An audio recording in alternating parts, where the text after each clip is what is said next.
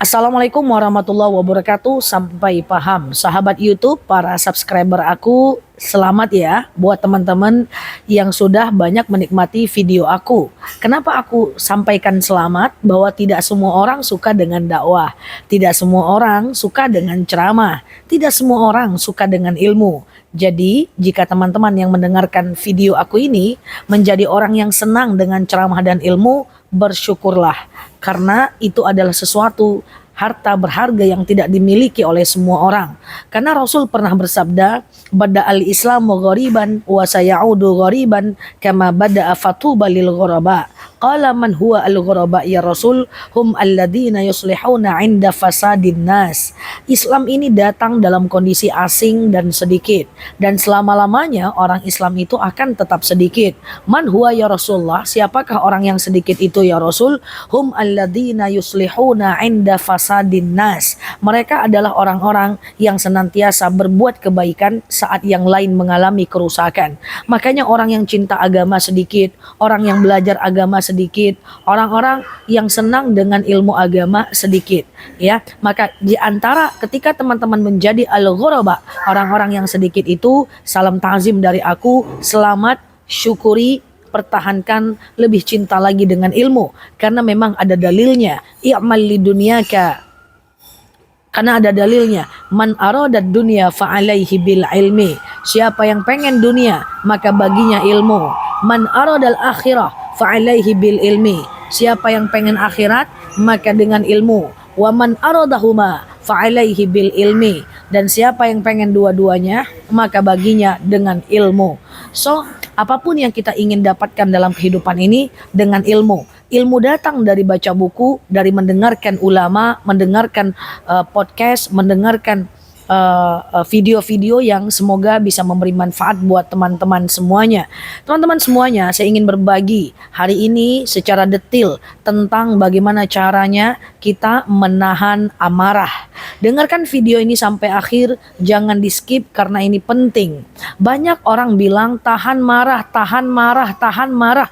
Persoalannya gimana cara menahannya? Tutorialnya gimana? Karena sesuatu yang tidak detail tidak akan bisa diamalkan. Mari kita beriman kepada Allah, kayak gimana cara berimannya? Mari kita bertauhid, iya kayak gimana caranya? Bahwa umat butuh tutorial, teknis, supaya bisa diamalkan step by step. Maka hari ini saya akan sampaikan tentang tutorial secara menahan marah. Tapi teman-teman jangan skip dulu, aku sampaikan dulu prolognya baru kepada isinya. Kenapa kita perlu menahan marah? Karena memang ada dalil la taghdab, la taghdab, la taghdab. Jangan marah, jangan marah, jangan marah. Memang marah itu dalam penelitian pun dikatakan bahwa kalau kita marah itu adrenalin kita nggak stabil. Kalau adrenalin kita nggak stabil, itu gejolak emosi kita menjadi nggak stabil. Akan berpengaruh ke wajah, kecerahan wajah, ngaruh kepada fisik, kepada jasad, dan kepada kebahagiaan kita.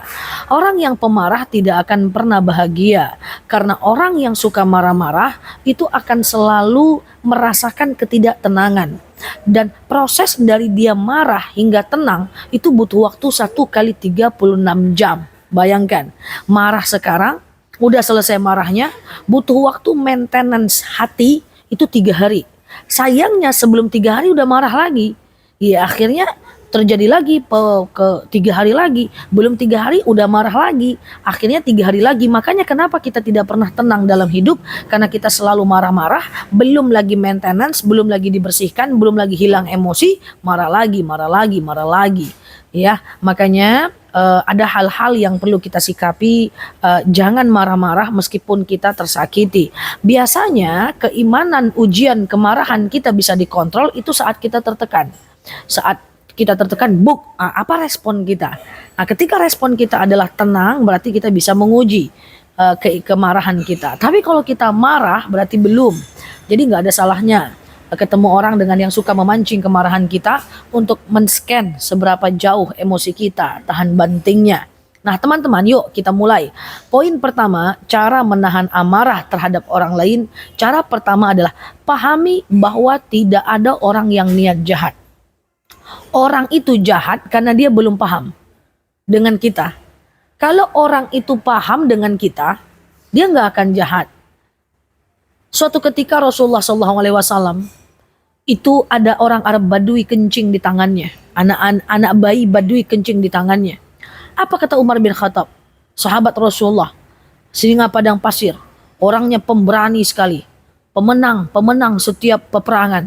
Umar bin Khattab itu suka marah, emosinya meningkat. Apa kata Umar?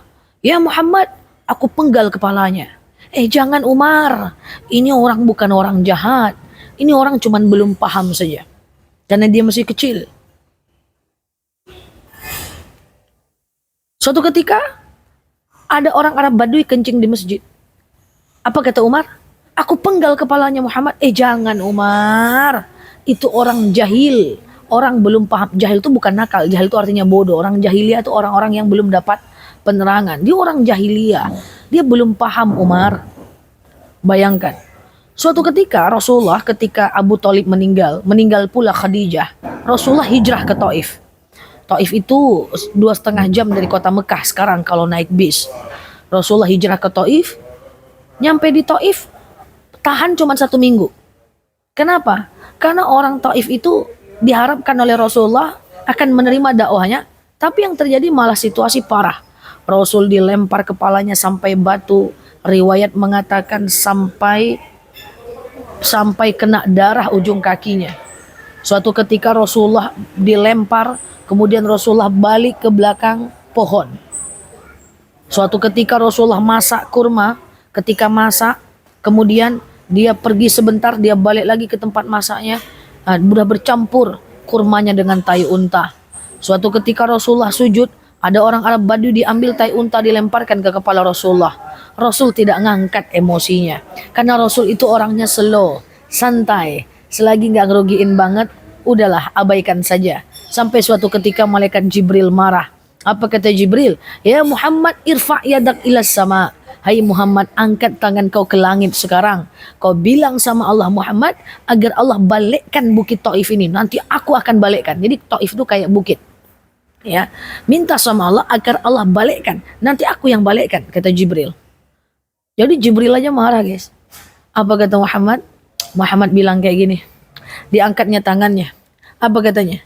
Rabbi ja'al hadha baladan aminan wazuq ahlahu minas samarat. Ya Allah, berikanlah bumi Taif ini bumi yang aman.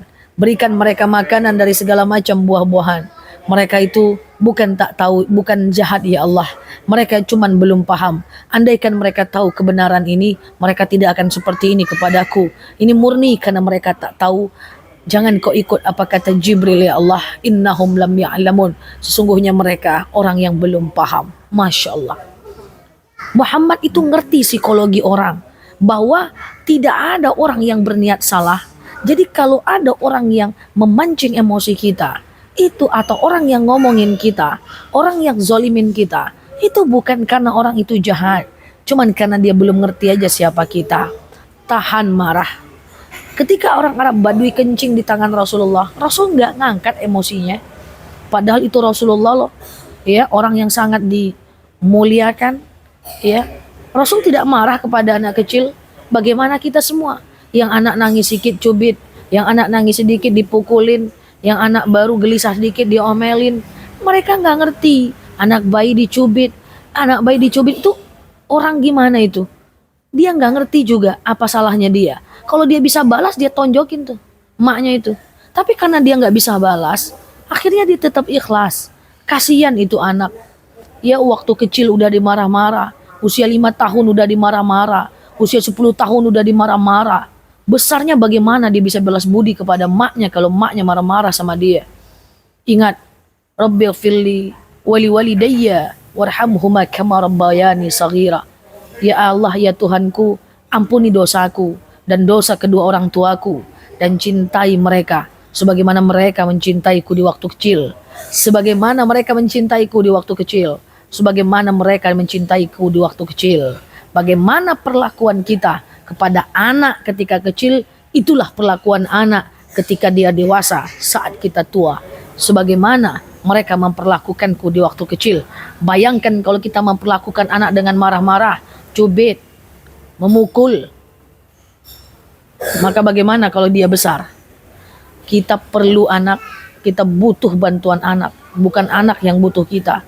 Kita memang sekarang merawat dia, tapi suatu ketika kita membutuhkan bantuan mereka. Saat kita sakit, kita merindukan mereka, kita merindukan kunjungan mereka. Hati-hati, hati-hati, jangan menyakiti hati orang lain, jangan marah-marah terus, apalagi marah kepada makhluk yang belum sempurna akalnya seperti anak. Na'udzubillah summa na'udzubillah. Hati-hati teman-teman, pahamilah bahwa apa kata Rasulullah. Rasulullah pernah berkata, itu bukan orang belum paham, itu bukan orang paham, dia cuman belum paham saja. Dia bukan orang jahat, dia cuman belum paham saja. Bismillah.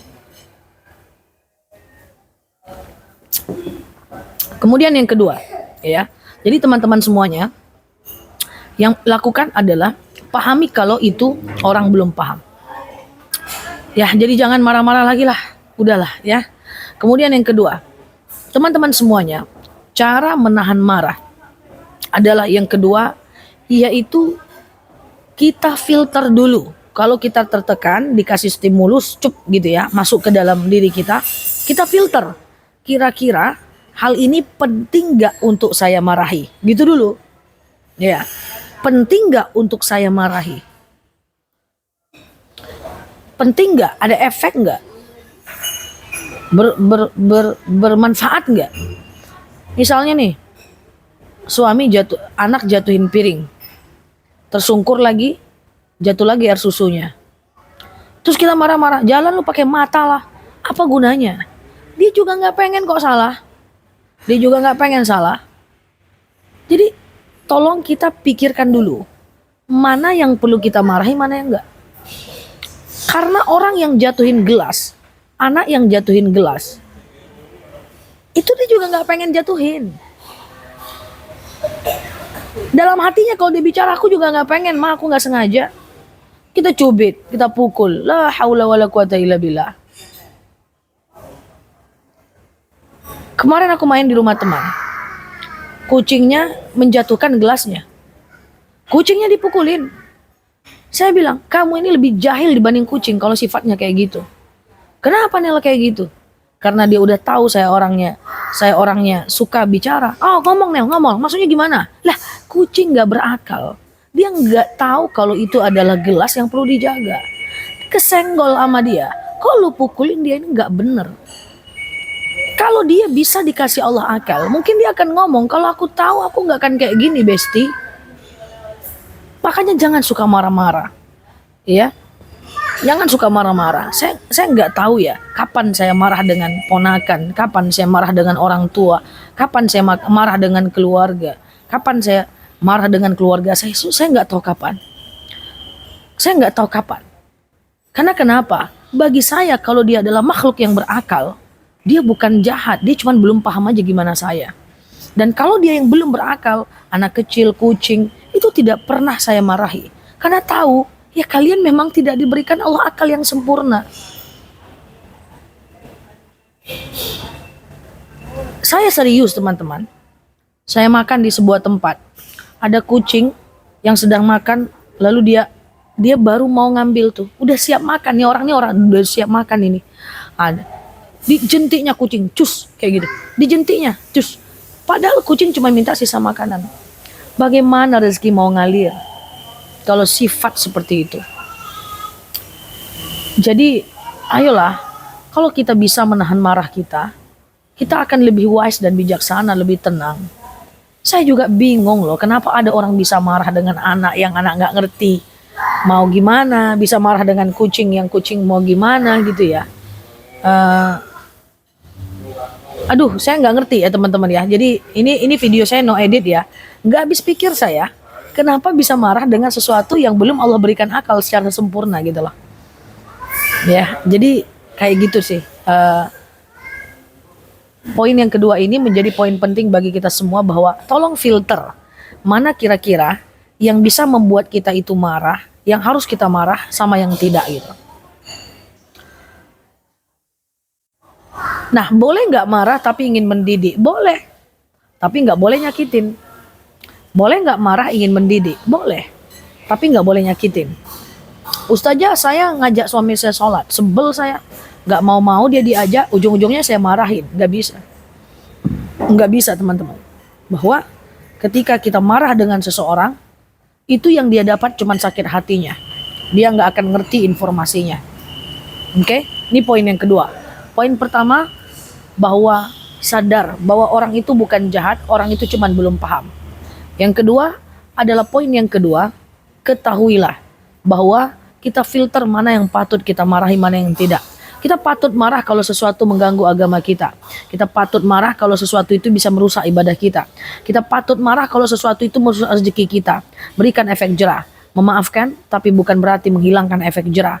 Itulah kita tegas pada beberapa hal dan lunak pada beberapa hal. Yang ketiga, cara menahan marah, kalau kita paham secara jerawannya. Nah, nomor 3 ini teknis teman-teman. Cobalah baca Quran tiap hari ya. Karena ala bidzikrillahi tatma'innul qulub.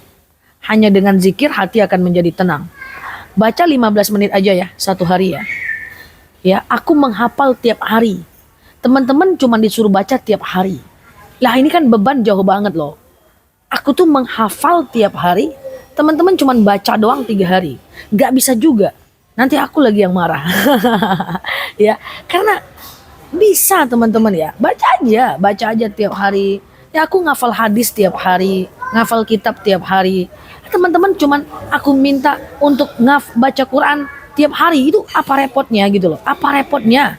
15 menit satu hari sampai 40 hari sampai kita istiqomah. Karena rasakan nanti ini hati ini akan semakin lunak. Kita akan semakin mudah menangis, kita akan semakin mudah mengalah, kita akan tidak mau menyakiti siapapun termasuk orang-orang yang kita sayang. Karena kita tahu kullukum ra'in wa kullukum mas'ulun an ra'iyatihi.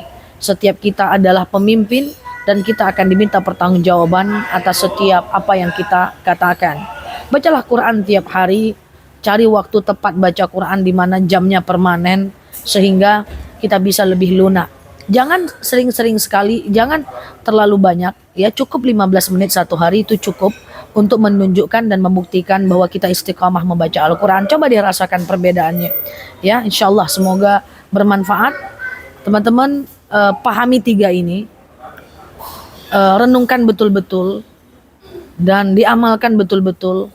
Niat aku menyampaikan ini hanya karena ingin kita lebih baik dan aku ingin lebih bermanfaat untuk teman-teman semuanya. Salam kenal ya buat semua subscriber aku di YouTube. Jangan sungkan untuk nge-share video ini ke banyak orang supaya jadi amal jariah buat kita semuanya. Aku tidaklah sempurna, tapi berusaha menjadi lebih baik dari aku di masa dulu. Teman-teman juga bukan orang yang sempurna, tapi teman-teman berusaha lebih baik dari kita di masa lalu. Satu langkah lebih baik, tidak ada masalah. Tidak perlu lebih baik dari orang, yang penting kita lebih baik dibandingkan diri kita di masa lalu. Yang belum subscribe channel aku ini, silahkan tekan subscribe-nya, aktifkan notifikasinya. Video ceramah aku akan muncul setiap jam 8 malam. Video tanya jawab online aku di TikTok akan muncul di YouTube setiap jam 4 sore. Serta banyak lagi video-video singkat dari aku. Teman-teman dengerin ya, semoga bermanfaat dan menjawab keraguan kita di masa lalu. Teman-teman sehat-sehat di sana, aku doain semoga semuanya sehat. Dan doain aku juga sehat dan agar lebih bisa konsisten memberikan ilmu kepada teman-teman semuanya. Aku aktif di TikToknya aku, teman-teman follow TikToknya aku, Ustazah DR Nelaluki. Di sana aku sering ceramah live dan di sana aku sering Q&A di pagi dan malam. Kita berteman di YouTube, kita berteman di TikTok dan kita berteman di Instagram ya. Yang belum follow Instagram aku juga follow Instagramnya aku, Ustazah DR Nelaluki. Untuk semua profil sama ya. Nah, aku paling aktif di TikTok, itu live-nya melalui TikTok. Teman-teman boleh follow kanal TikTok aku ya, dan semoga bermanfaat. Nah, Luki di sini like, save, share video saya ini, follow kanal saya ini. Subhanakallahumma bihamdika, nasyhadu an la ilaha illa anta, nastaghfiruka wa natubu ilaih. Luki di sini sampai paham. Assalamualaikum warahmatullahi wabarakatuh. Bye bye. Bismillah.